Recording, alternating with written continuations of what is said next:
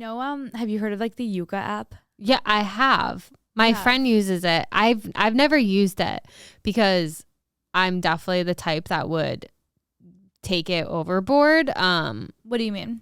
Because I have an addictive, obsessive personality, so I would obsess over. I would probably be sitting here with no deodorant on, dirty hair, no makeup, haven't eaten in days because I would be afraid of everything. Okay, that's actually a really good point. But I think it used in moderation, it's a great app. I see the pros of it, but knowing me, like I definitely can't handle it. But okay, for those of you that don't know, so what it is, I actually didn't know until like recently.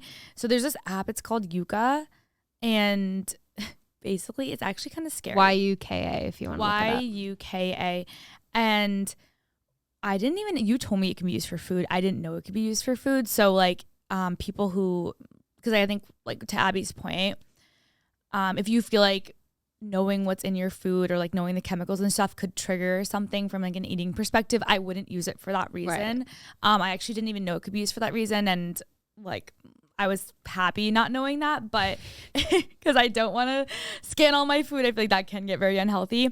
But basically, don't honestly, they say, sorry to interrupt, but like don't buy things that have, like they say like shop the perimeter of the grocery store. Yes. Everything in the middle of the grocery store is processed shit. Yeah. So if you eat a diet that's, plant-based, not plant-based, but like, fruits, veggies, things on the outside, which is technically things that aren't like processed, and things that aren't like, you can't scan an preserved apple.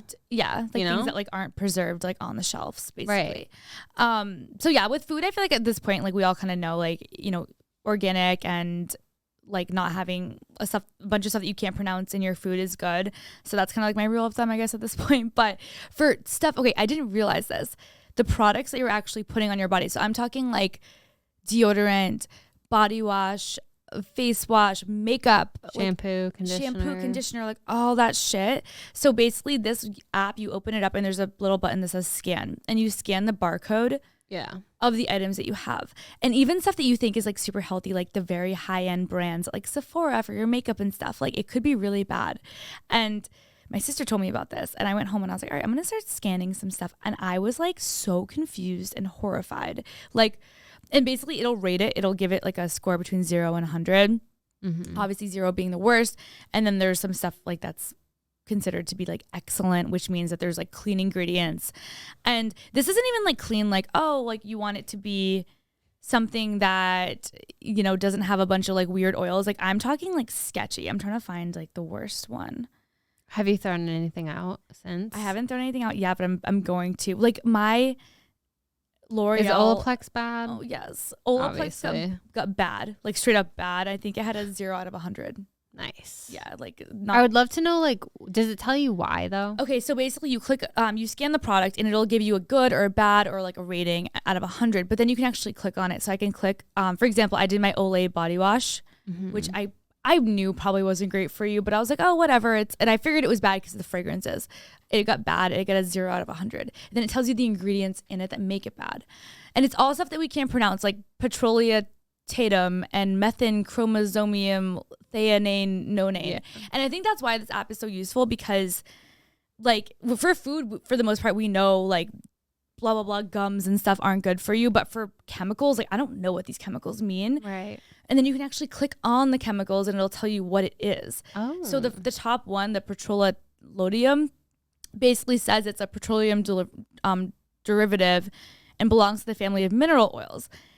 It's prohibited in food products.